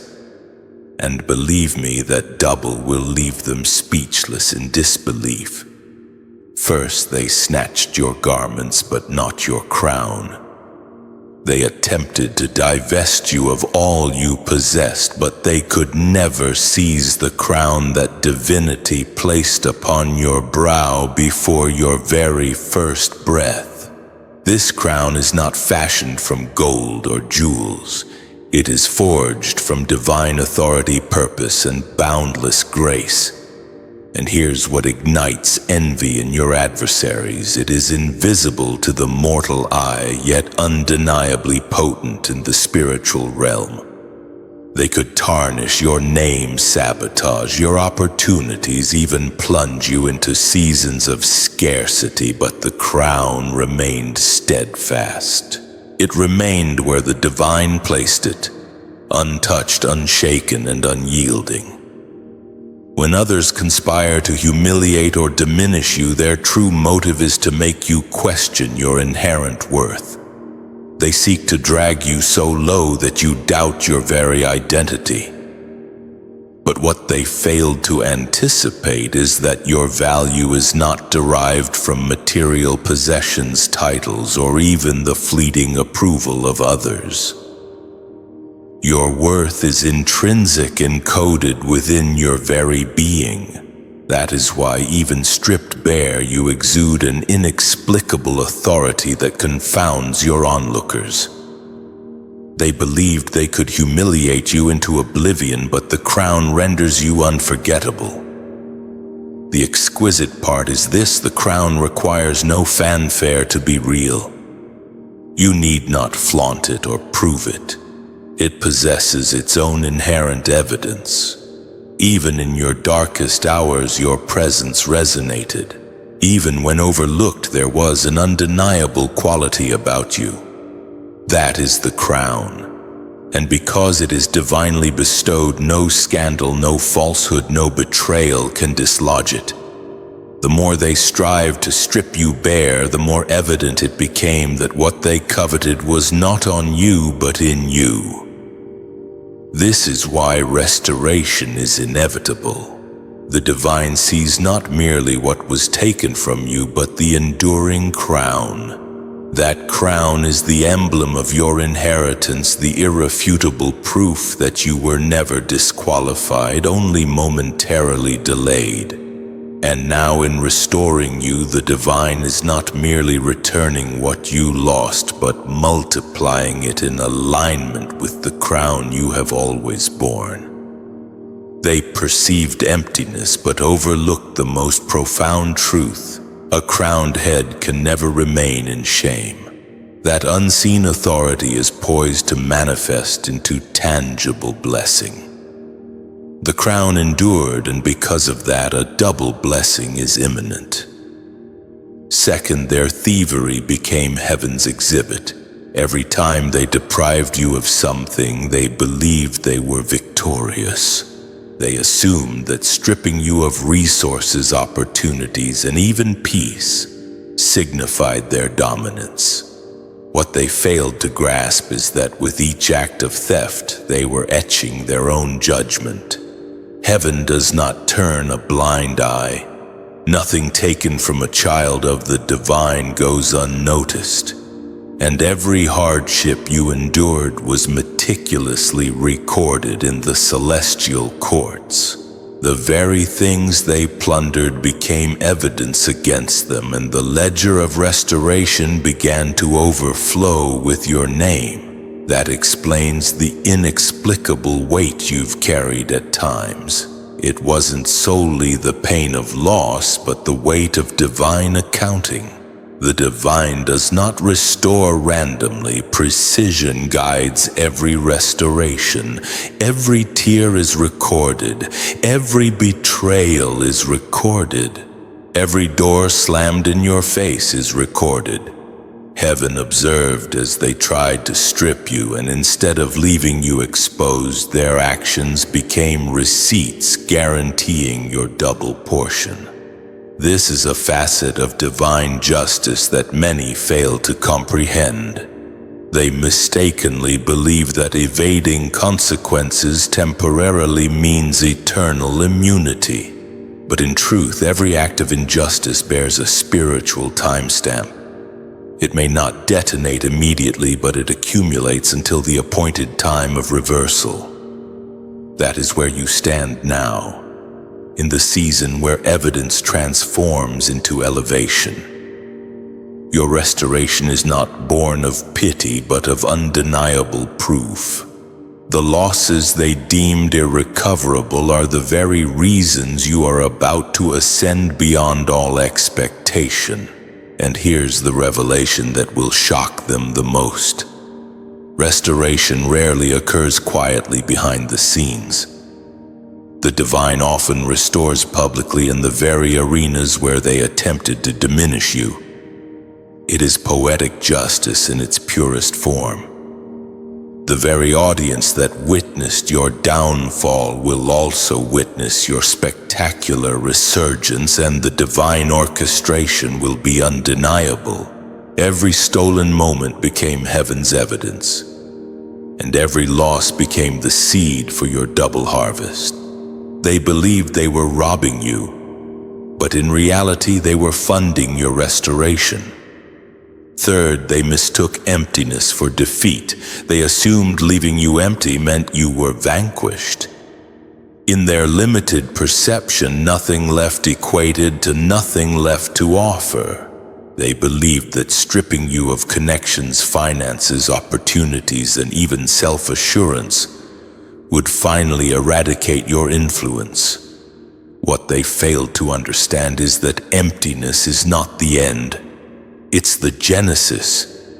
In the divine realm, emptiness is never a death sentence. It's a fertile ground for new beginnings. When all that is familiar is taken away, new blueprints are drawn. What appears as nothing to the human eye is the precise environment where the divine manifests the extraordinary. Being empty revealed a truth that eludes most. You were never carried by the possessions you lost.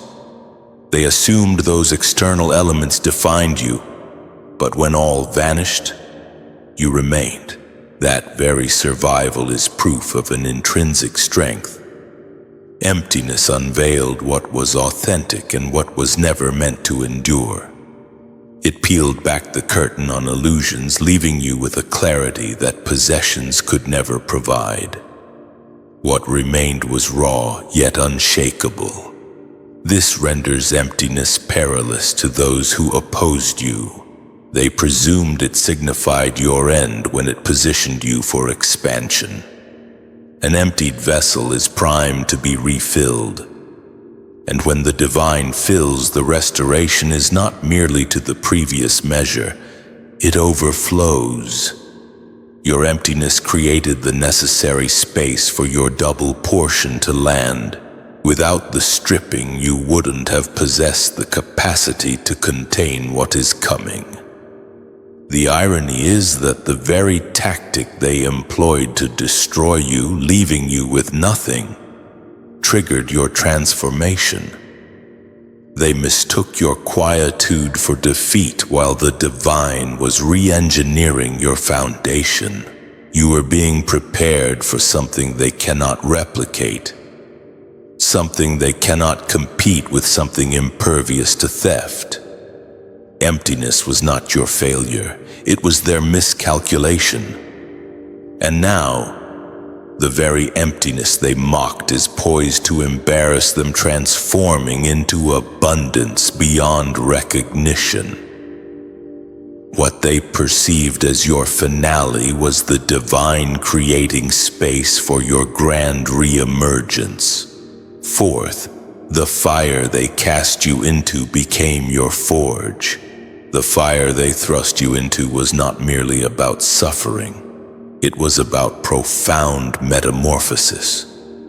What they designed to break you ultimately shaped you. Fire serves a dual purpose. It consumes what cannot endure and refines what is destined to last. Their assaults were brutal, yet each flame incinerated fear, doubt, and weakness that could not accompany you into your future. What they intended for ashes, the divine alchemized. You did not emerge diminished. You emerged stronger, sharper, and impossible to mold back into their control. They anticipated the fire would reduce you to nothing, leaving you in ruins they could mock. Instead, the fire burned away the illusions they once exploited to manipulate you. The version of you overly concerned with their approval is gone. The version that questioned your worth in the face of their rejection is incinerated. The version still learning to stand tall melted and reformed into something indestructible. The fire did not merely test you, it revealed you, and that revelation is why they no longer recognize you. This is the irony that haunts them. The more they attacked, the more they prepared you for the heights they could never attain. Every insult fueled you. Every betrayal served as training. Every attempt to humiliate you secretly chiseled you into someone unshakable. They assumed they were dismantling you, but they were building the warrior they would later regret provoking. They are ill-equipped to handle the version of you that emerged from the flames. You are no longer governed by their words, their actions, or their threats. You have endured heat so intense that what once intimidated you barely registers. You possess a resilience that cannot be manufactured in comfort. It can only be forged in fire. The fire became your forge. Because of it, you now stand untouchable by the tactics that once wounded you. They ignited the fire, but the divine determined the outcome. The outcome is this: you are irrevocably changed. You are stronger, wiser, and too refined to fit back into the constraints they once tried to impose. The fire they wielded against you is the very reason you are unstoppable now. Fifth, what they buried sprouted roots. When they tried to bury you, they believed it was the definitive act. In their minds, stifling your name, silencing your gifts, and dimming your light would signal the end of your influence. But they failed to comprehend that the divine does not treat burial as mortals do. In the celestial order, burial is never the end. It is the precursor to growth. They were not burying you, they were planting you. The deeper they tried to suppress you, the more resolutely you anchored yourself in the divine, cultivating roots that could not be dislodged. Every attempt to suffocate you compelled you to delve deeper. When they buried your reputation under falsehoods, you learned to root yourself in truth. When they buried your opportunities under sabotage, you cultivated roots of resilience. When they buried your spirit with rejection and betrayal, you pressed into the soil of faith until your foundation was unshakable. They presumed they were concealing you, but they provided the environment to strengthen you in silence beyond their gaze and their reach. Roots are invisible, but they are crucial for growth. While they mocked you, assuming they held the advantage, something profound was transpiring beneath the surface. You were being established in ways they couldn't fathom. By the time they realized you were still standing, it was too late. Roots do not merely sustain you. They prepare you to ascend. The season has shifted. What was nurtured in secret is poised to breach the surface. Those who attempted to bury you will be compelled to witness the harvest of what they unknowingly planted. They failed to realize that in burying you, they endowed you with depth. With depth comes longevity, stability, and fruit impervious to destruction. That makes your resurgence undeniable. They anticipated silence, but roots yield life. They anticipated decay, but roots yield strength. They anticipated your demise, but you expanded beneath the surface. You are now rising higher than they imagined. What they buried did not die. It cultivated roots. Those roots are why you are about to flourish beyond recognition. Sixth, they tried to humiliate you into silence. Their aim wasn't merely to inflict pain, they sought to erase you. Each smear campaign, whispered lie, and betrayal was carefully designed to cage your voice. They recognized the power of your words, the unsettling nature of your presence, and the threat your truth posed to their fabricated image. So they attempted to humiliate you into silence, believing that public shaming would compel you to withdraw quietly and never rise. They underestimated the reality that humiliation does not extinguish the chosen. It amplifies them. The moments they thought would strip you of dignity became the fuel heaven used to magnify your voice. As they believed they had shattered your credibility, the divine was endowing your story with greater depth, power, and reach. In the unseen realm, your silence was not silence. It was resonance. The quiet they mistook for defeat was the sound of your spirit echoing where they couldn't touch. In attempting to stifle your influence, they made it impossible to deny. Your pain resonated with a frequency that people sensed without a word. The crowd that witnessed your humiliation now senses the undeniable authority in your presence. What they buried in mockery, the divine resurrected in power. And now here's the twist that unsettles the most: your voice has multiplied. What they attempted to silence in one chamber is now speaking in many.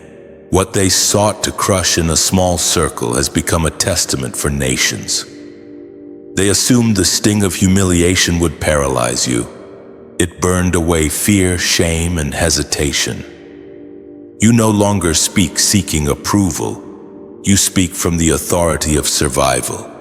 Your voice is more potent now. They can't control it. They can't dismiss it. They can't outshout it, because divine amplification makes drowning someone out impossible.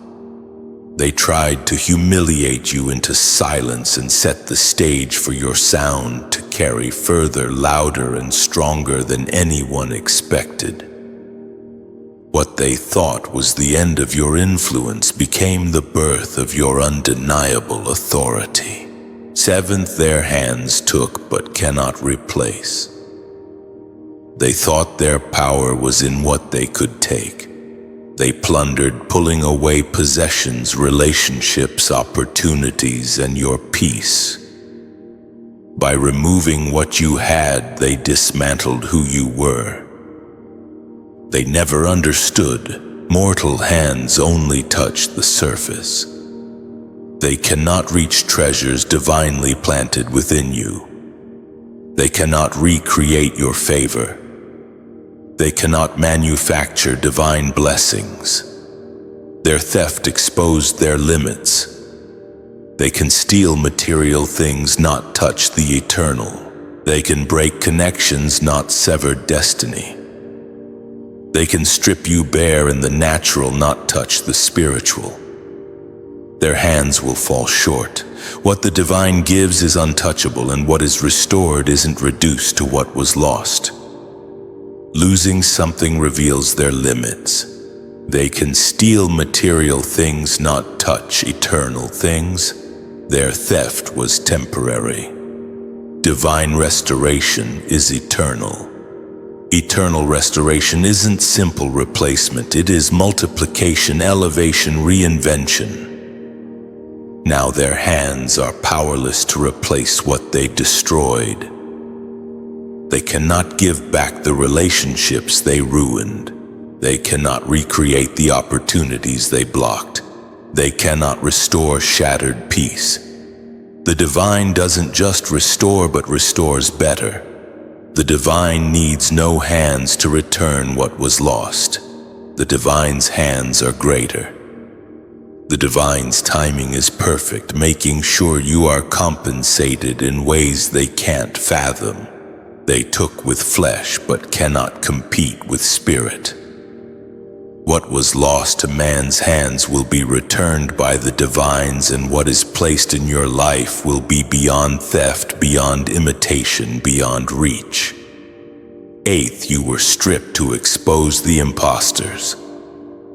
What looked like loss was your life's revelations. Stripped of things, you leaned on resources, status, even relationships. It felt unfair and humiliating. As the dust settled, something emerged. The people who claimed loyalty, the ones who clapped when you were winning, the ones who swore allegiance, disappeared. Stripping emptied your hands and exposed the imposters. The divine knew what you couldn't see. Some called friends were feeding on your light. Some trusted voices weren't meant to go where you were headed. As long as you had something to give, they stuck around. But the moment you had nothing to offer, their masks slipped. The stripping season wasn't about destroying you, but revealing them.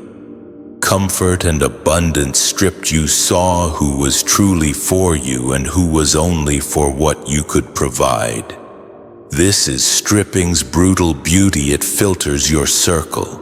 Loss became the test, separating genuine from fake. The ones who loved you didn't need your status or resources. They stayed because of you. The rest scattered when access was denied. It hurt to watch them walk away, but it was necessary. Without the divine removing them, you would have carried parasites into destiny. That stripping became divine protection.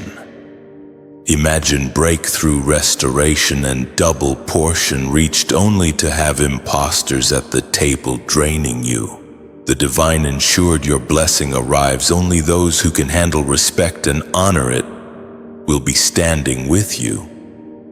Pretenders disqualified themselves when benefits dried up. So what looked like betrayal, abandonment, and loss was cleansing. You weren't stripped to stay empty. You were stripped so when the divine restores you, the imposters will be gone.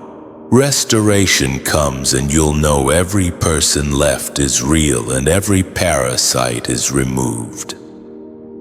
Ninth, they couldn't steal the memory of who you are. They could strip you of possessions, opportunities, and relationships. They could never steal your memory. No matter how much they tried to bury you under lies, erase you from conversations, or distort your image, your essence remained untouched. Memory in the human heart and in heaven's archives is more powerful than any loss. Even when you felt invisible, people couldn't forget you. Situations circled back to you and doors swung open after being shut. The divine ensured your memory stayed alive because memory is restoration's seed. When heaven remembers, restoration is guaranteed.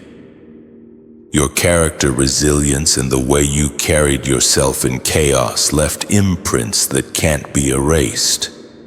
People forget the details but not the impact. In the divine system, every act of faithfulness, moment of endurance, and choice to stand tall is recorded. That record is your comeback's foundation. So, dear friends, let's wrap up this powerful message. The core takeaway is this: what others intended to harm you with, God will use to catapult you into a season of unimaginable blessing. They might try to strip you bare, but they can't touch the crown of divine authority within you. Remember, your setbacks are just setups for an epic comeback, a divine reversal that will leave them speechless. Emptiness isn't defeat, it's preparation. The fire they throw you into is a forge, refining you into something unstoppable. And what they try to bury that simply sprouts roots for a future harvest beyond their wildest dreams. They couldn't steal who you are. Now I'd love to hear from you.